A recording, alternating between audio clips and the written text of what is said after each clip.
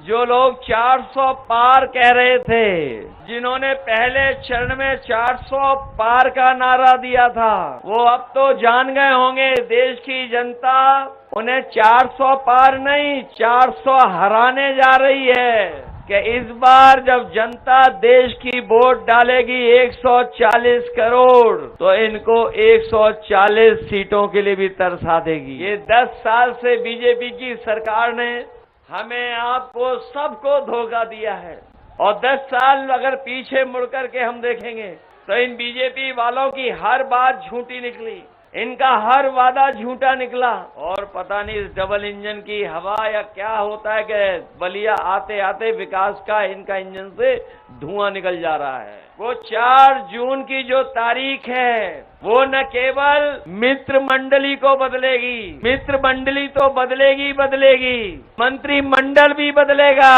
और मंत्रिमंडल के साथ साथ मीडिया मंडल भी बदल जाएगा। इधर आपने देखा होगा जैसे चुनाव आगे बढ़ा है, भारतीय जनता पार्टी के नेताओं की भाषा तो बदली ही बदली है। जो भाषा इस्तेमाल कर रहे हैं उनके व्यवहार के बारे में भी जानकारी हो रही है।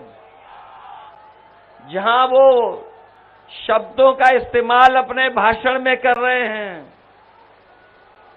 उससे पता लग रहा है कि इस बार उत्तर प्रदेश के चुनाव में वो धराशायी होने जा रहे हैं। जो लोग 400 पार कह रहे थे, जिन्होंने पहले चरण में 400 पार का नारा दिया था, वो अब तो जान गए होंगे देश की जनता उन्हें 400 पार नहीं 400 हराने जा रही है। जो लोग हिंदी को ठीक से समझते होंगे वो जानते होंगे कि 400 पार का मतलब है कि 543 में अगर हम 400 पार सीटें माने तो बताओ कितनी होंगी 400 पार वाली सीटें। ये तो बीजेपी वाले पहले ही हार स्वीकार कर रहे थे। वो कह रहे थे 400 पार।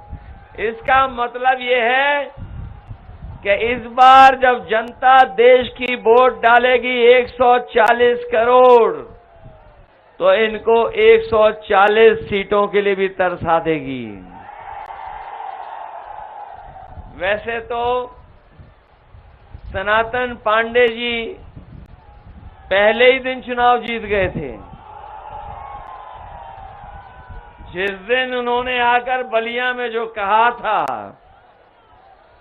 उसी दिन रिकॉर्ड बन गया था। ये मान लें बलिया के हमारे तमाम साथी जो पिछली बार थोड़े वोट से रह भी गए थे, इस बार इन्हें बताओ जिताओगे आप लोग। और तब हम आपसे अपील करने आए हैं जिताने की। जब 7वें चरण का चुनाव होने जा रहा है और चुनाव खत्म होने में बहुत दिन नहीं है, आज के दिन के बाद बहुत कम दिन बचे हैं। 30 तारीख को प्रचार खत्म हो जाएगा। 1 तारीख को आपको वोट डालना है। वो 4 जून की जो तारीख है वो न केवल मित्र मंडली को बदलेगी, मित्र मंडली तो बदलेगी, मंत्रिमंडल भी बदलेगा और मंत्रिमंडल के साथ साथ मीडिया मंडल भी बदल जाएगा। ये बात तो समझ में आ रही होगी आपको। मित्र मंडली बदलेगी, मंत्रिमंडल बदलेगा और मीडिया मंडल भी बदल जाएगा। इधर देख रहा हूं कि जब मैं आया था चिलचिलाती धूप थी,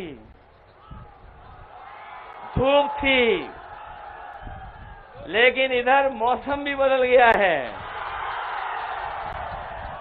और हमारे लोग अक्सर पढ़ते होंगे कि देश दुनिया के लोग क्लाइमेट चेंज पर बहुत बहस करते हैं। क्लाइमेट चेंज पर इस बार क्लाइमेट चेंज के साथ साथ पॉलिटिकल क्लाइमेट चेंज भी होने जा रहा है। इसलिए मैं आपसे समर्थन और सहयोग मांगने आया हूं।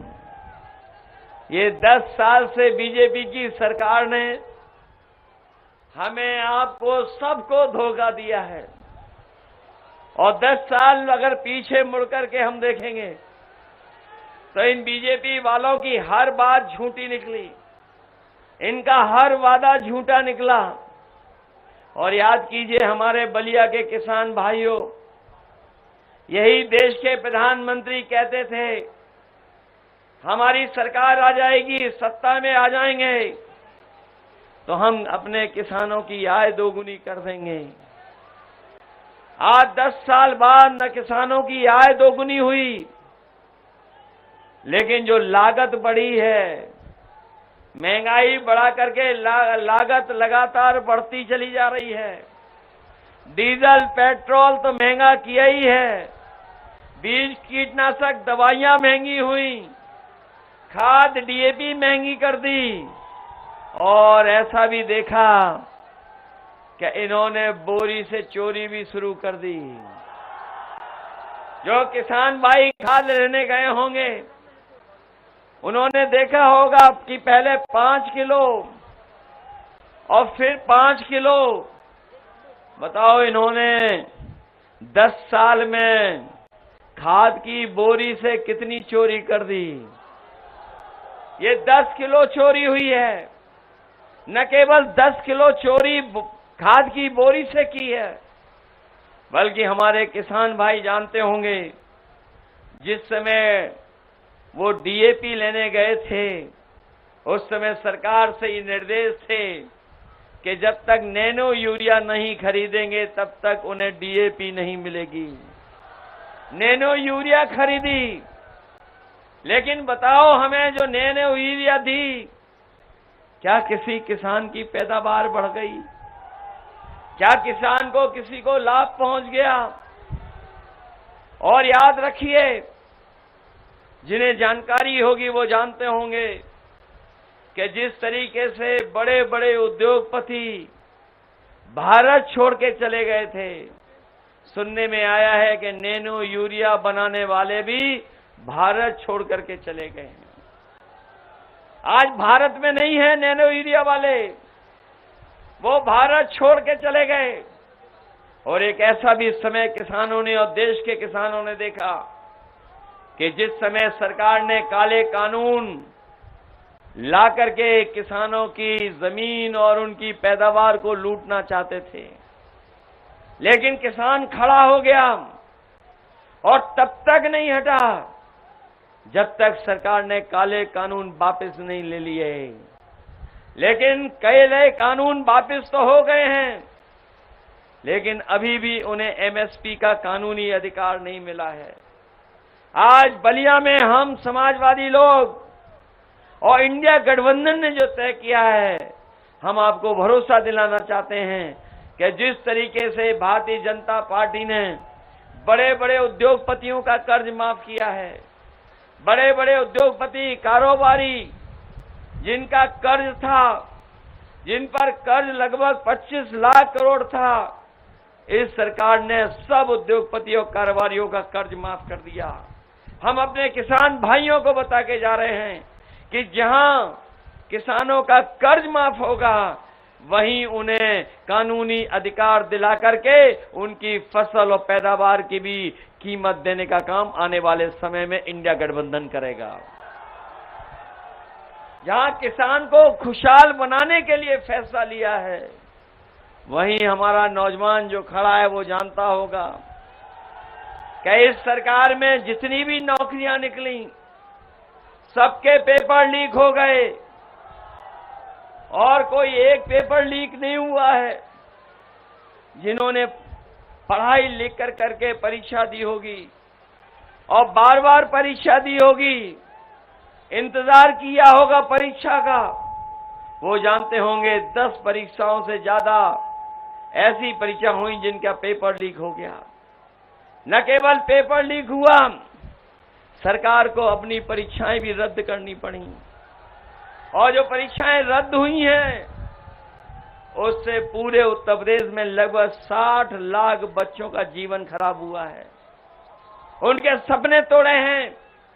और अगर 60 लाख बच्चों के परिवार को ही हम जोड़ दें, उनके माँ बाप को जोड़ दें, तो कुल मिलाकर के उत्तर प्रदेश में 60 लाख का गुणा अगर 3 में कर दें तो इस सरकार के खिलाफ 1 करोड़ 80 लाख लोग अपने आप बनते हैं। और यही 1 करोड़ 80 लाख लोगों का अगर हम 80 लोकसभाओं से भाग दे देंगे तो हर लोकसभा में 2,25,000 वोट इनका कम हो गया। जिस पार्टी का एक लोकसभा में 2,25,000 वोट कम हो गया हो, तो बताओ वो बचेंगे कैसे? कोई उन्हें नहीं बचा सकता है। इसलिए मैं अपने नौजवान साथियों को कहना चाहता हूं, न केवल इन्होंने आपकी नौकरी छीनी है, बल्कि आधी अधूरी अग्निवीर वाली भी नौकरी इन्होंने लागू की है। हम अपने नौजवानों को कह के जा रहे हैं, जो इंडिया गठबंधन ने तय किया है कि 4 जून के बाद जब सरकार बनेगी तो न केवल जो 30 लाख नौकरियां जो कि अभी केंद्र सरकार की हैं वो भरी नहीं गई हैं, उनको तो भरेंगे ही भरेंगे, उसके साथ साथ अग्निवीर व्यवस्था भी हमेशा हमेशा के लिए खत्म हो जाएगी। ये अग्निवीर व्यवस्था को हम लोग कभी स्वीकार नहीं कर सकते हैं। और ये अग्निवीर व्यवस्था जो लाए हैं, ये जानबूझ करके बीजेपी के लोग लाए थे। वो जानते थे कि गांव के परिवार के बच्चों का जीवन बदल जाता है जिस समय किसी परिवार से कोई एक फौज में चला जाता है। न केवल उस परिवार का आर्थिक रूप से बल्कि समाज में भी सम्मान बढ़ जाता है। इसलिए जानबूझ करके भारतीय जनता पार्टी अग्निवीर व्यवस्था लेकर के आए हैं।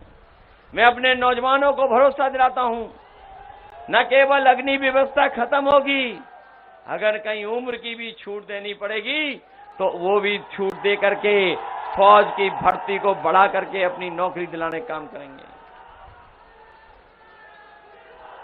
इसलिए जहां ये व्यवस्था लागू हो रही हैं, वहीं हमारे लोग जानते होंगे जब 2022 का चुनाव था, इन बीजेपी वालों ने बहुत कुछ राशन में दिया था। कभी चना देते थे, दाल देते थे, रिफाइंड तेल भी दिया, नमक भी दिया, लेकिन जब चुनाव खत्म हो गया तो राशन अब कैसा मिल रहा है? राशन न जाने क्या दे रहे हैं राशन में। न केवल राशन को कम कर दिया, गुणवत्ता भी बेकार कर दी। इसलिए इंडिया गठबंधन ने तय किया है कि आने वाले समय में जहां राशन की मात्रा बढ़ेगी, गुणवत्ता भी बढ़ाएंगे। और आजकल आपने देखा होगा शहरों में पैकेट का आटा भी खरीद करके खा रहे हैं, जो क्वालिटी में बेहतर है, पौष्टिक है। हम अपने गरीबों को भरोसा दिला के जा रहे हैं, न केवल राशन की गुणवत्ता बढ़ाएंगे, मात्रा बढ़ाएंगे, बल्कि पैकेट का आटा के साथ साथ डाटा भी फ्री उपलब्ध कराने का काम करेंगे। जहां पैकेट का आटा जो पौष्टिक होगा वो स्वास्थ्य के लिए बेहतर होगा, और जो डाटा है वो हमारी पढ़ाई लिखाई से लेकर के हमारे जीवन को बदलने के लिए मदद करने का काम करेगा।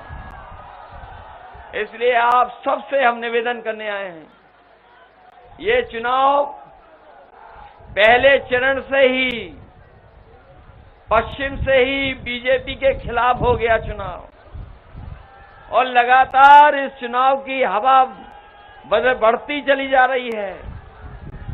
6 चरणों के चुनाव में तो हम लोगों ने बहुत पीछे छोड़ दिया है। अब ये 7वें चरण के चुनाव की आपकी जिम्मेदारी है। इसलिए बलिया जहां आखिरी जिला है, बलिया जहां आखिरी जिला है, वहीं मुझे पूरा भरोसा है कि बलिया की जीत, जो बड़ी जीत होंगी, उसमें शामिल होगी। ये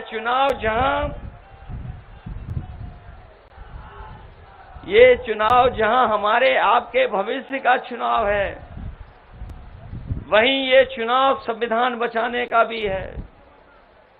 इधर आपने देखा होगा भारतीय जनता पार्टी का एक एक फैसला या एक एक निर्णय उनका ऐसा हुआ है जो कहीं न कहीं संविधान को ठेस पहुंचाता है।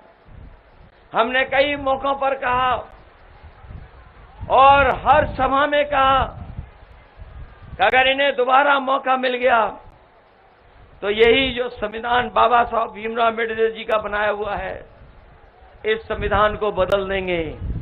लेकिन जो समर्थन मिला है वो भरोसा दिलाता है कि जो लोग संविधान बदलने के लिए निकले हैं, उन लोगों को इस चुनाव में जनता बदलने का काम करेगी। ये जो समय समय पर कहते हैं कि डबल इंजन की सरकार है,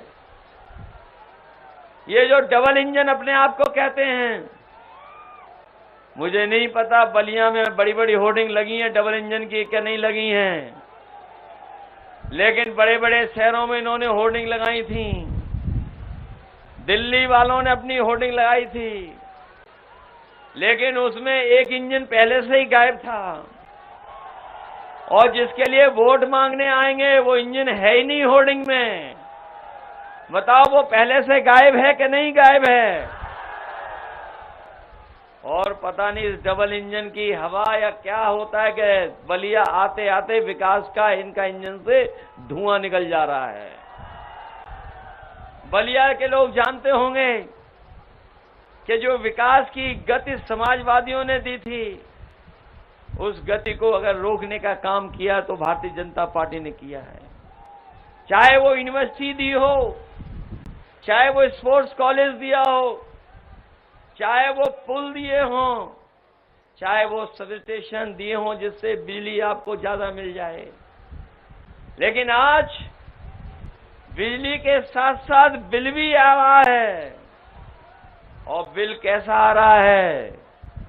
बिल भी ज्यादा बढ़ के आ रहा है, और अगर कोई नहीं बिल दे पा रहा है तो उस पे एफआईआर भी हो जा रही है। जो एम्बुलेंस दी थी समाजवादियों ने, वो एम्बुलेंस भी खराब कर दी। जो 100 नंबर की गाड़ी दी थी, और जब से सरकार ने 112 किया, हमारे पुलिस के भाइयों को भी लगा कि जब 100 से 112 उन्होंने कर दिया तो हमें भी अपना रेट बढ़ा लेना चाहिए। हर व्यवस्था को खराब किया इन्होंने, हर व्यवस्था को खराब कर दिया। न केवल व्यवस्थाओं को खराब किया है, बल्कि हमारी आपकी योजनाओं की भी नकल करने का काम किया। जहां समाजवादी लोग आपको लैपटॉप दे रहे थे, लैपटॉप तो दिया नहीं इन्होंने। हम लोग इतना बड़ा लैपटॉप दे रहे थे, इन्होंने उसको इतना बड़ा कर दिया। और जो दिया भी है वो बताओ कितना रद्दी है। आप घिसते रहिए, वो चलता ही नहीं है। बताओ आपके साथ एक खिलवाड़ हुई है कि नहीं हुई है? इसलिए जहां किसान को धोखा दिया, नौजवान की नौकरी रोजगार छीन लिया, और लखनऊ जैसी जगह पर बड़े बड़े निवेश के आयोजन किए गए, बड़े बड़े कार्यक्रम किए और सरकार ने यहां तक कहा कि ये जो निवेश होने जा रहा है, ये अभी तक का उत्तर प्रदेश का सबसे ज्यादा निवेश होगा। लेकिन निवेश के नाम पर मैं समझता हूं जमीन पर कुछ नहीं पहुंचा। न निवेश दिया, न नौकरी दी, न रोजगार दिया। इसलिए नौजवान साथियों, ये इंडिया गठबंधन के लोग हैं। जहां रोजगार देंगे, नौकरी देंगे, वहीं अपनी माताओं बहनों के लिए हम कहना चाहेंगे कि किसी समय पर समाजवादी पार्टी उन्हें समाजवादी पेंशन देकर के उनको सम्मान देती थी। इस सरकार ने रोक दिया। कन्या विद्याधन देती थी, सरकार ने रोक दी। लेकिन इधर इंडिया गठबंधन ने तय किया है कि अपनी गरीब परिवार की माताएं बहनों को उनके सम्मान के लिए भी अगर हमें लाख रुपए भी देना पड़ेगा तो उनके अकाउंट में लाख रुपए पहुंचाने का काम होगा। जहां अपनी माताओं बहनों के सम्मान के लिए लाख रुपए, वहीं पुरानी पेंशन भी बहाल होने का काम अगर होगा तो समाजवादी सरकार जो बनी थी वो करना चाहती थी। लेकिन आने वाले समय में जब इंडिया गठबंधन की सरकार बनेगी तो आपकी पुरानी पेंशन को भी बहाल करने का फैसला इंडिया गठबंधन की सरकार में लेंगे। यहां हमारे रोजगार सेवक होंगे, आशा कार्यकर्ता हैं, और भी तमाम ग्राम पंचायत के स्तर पर जो तमाम रोजगार हैं, उन लोगों का भी मानदेय बढ़ाने का काम करेंगे। जहां हम किसानों का कर्ज माफ करेंगे, वहीं कहीं न कहीं व्यवस्था ऐसी भी लाएंगे कि हमारे गरीबों को, जो बहुत कुछ पैसे वाले कुछ होते हैं गांव में, उनसे सूद पर पैसा लेना पड़ता है। हम अपने गरीबों के लिए कोई न कोई ऐसा फैसला लेंगे जहां बैंकों से कर्ज माफ करेंगे और गरीबों को सस्ते में कर्ज मिल जाए, जिससे उन्हें कभी भी किसी के सामने अपने हाथ न फैलाना पड़े। इसलिए मदद करिए आप सब लोग मिलकर के, सहयोग करिए सब लोग। बताओ, बलिया के लोग मदद करोगे? सब लोग मदद करना। ये क्रांतिकारी धरती है, ये इसने क्रांतिकारियों को पैदा किया है, न केवल क्रांतिकारियों को जन्म दिया है, बल्कि तमाम ऐसे लोग जिन्होंने समय समय पे समाज के लिए और समाज को दिशा देने के लिए अपना पूरा जीवन लगा दिया। जब हम समाजवादियों को मौका मिला, न केवल क्रांतिकारियों का सम्मान बढ़ाया, बल्कि जिनकी वजह से बलिया को सम्मान मिला, उन तमाम महापुरुषों को भी हम लोगों ने समय समय पर सम्मान देने का काम किया। अगर बलिया में देना पड़ा होगा यूनिवर्सिटी बना करके, तो बलिया में यूनिवर्सिटी बनाने का काम किया। लेकिन हमें दुख है इस बात का कि जहां बलिया में यूनिवर्सिटी बनाई समाजवादियों ने, देश के रहे प्रधानमंत्री जी उनके नाम पर, लेकिन पहले अपॉइंटमेंट से लेकर के आखिरी अपॉइंटमेंट तक कोई भी पीडीए परिवार का उसमें शामिल नहीं हुआ। उसके साथ भेदभाव हुआ। अगर किसी को सम्मान लखनऊ की राजधानी में देना पड़ा होगा, तो चाहे जनेश्वर मिश्र जी का पार्क बनाया हो, चाहे जयप्रकाश जी के नाम पर म्यूजियम और सबसे शानदार बिल्डिंग बनाई हो, अगर किसी ने सम्मान दिया तो समाजवादियों ने दिया है। इसलिए हम आपको भरोसा दिलाते हैं कि आने वाले समय में हम लोगों को मौका मिलेगा तो जो इंडिया गठबंधन का फैसला है, समाजवादियों ने जो फैसले लिए हैं, वो जमीन पर तो उतारने का काम करेंगे, साथ ही साथ बलिया के विकास को भी पीछे नहीं छोड़ेंगे, बलिया का भी विकास आगे बढ़ाने का काम करेंगे। इसलिए मदद करिए। जो सड़क कभी छूट गई गाजीपुर तक, जो एक्सप्रेसवे छूट गया गाजीपुर तक, उसको बलिया लाने का काम कोई करेगा तो वो समाजवादी लोग करेंगे। क्योंकि सड़क बनने से, रफ्तार बढ़ने से न केवल प्रगति होगी बल्कि हमारे तमाम लोगों का जीवन भी बदलेगा। जहां रोजगार के अवसर पैदा होंगे, वहीं हमें आने जाने में आसानी होकर के हमारा व्यापार कारोबार भी बढ़ेगा। इसलिए मदद करिए। जहां गाजीपुर की दोनों विधानसभा, मोहम्मदाबाद और जहूराबाद, वहां के भी लोग आए होंगे।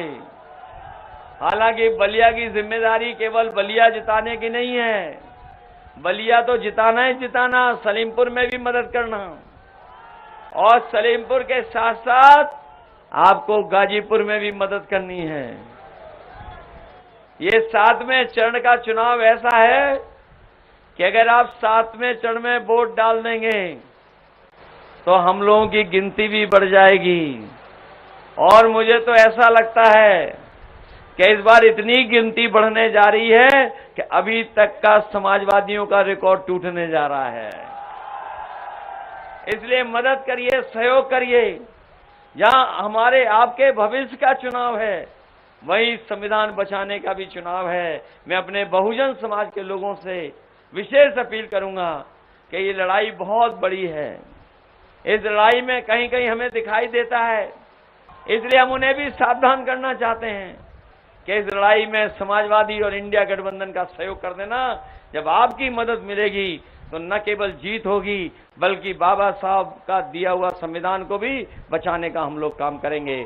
इन्हीं शब्दों के साथ अपने बलिया और क्रांतिकारी धरती के तमाम नौजवानों का धन्यवाद देता हूं, आभार प्रकट करता हूं, और मैं भरोसा दिलाता हूं कि जो जो बातें हम लोगों ने इंडिया गठबंधन में रखी हैं, उन तमाम बातों को आपके बीच में लागू कर करके आपके जीवन में बदलाव लाने का काम करेंगे। आप सबका बहुत बहुत धन्यवाद, और मंच पर जो उपस्थित नेता हैं उनका भी मैं धन्यवाद देता हूं। और इस उम्मीद भरोसे के साथ कि जब वोट पड़ेगा तो सनातन पांडे जी ऐतिहासिक वोटों से जीत करके जाएंगे। नेशनल दस्तक की आपसे गुजारिश है कि अगर इसको बचाना चाहते हैं तो नेशनल दस्तक को सब्सक्राइब करने के लिए रेड कलर के सब्सक्राइब बटन को दबाएं, फिर बेल आइकन की घंटी दबाएं। नेशनल दस्तक को बचाने के लिए बहुत जरूरी है कि हर खबर को शेयर करें, लाइक करें, कमेंट जरूर करें।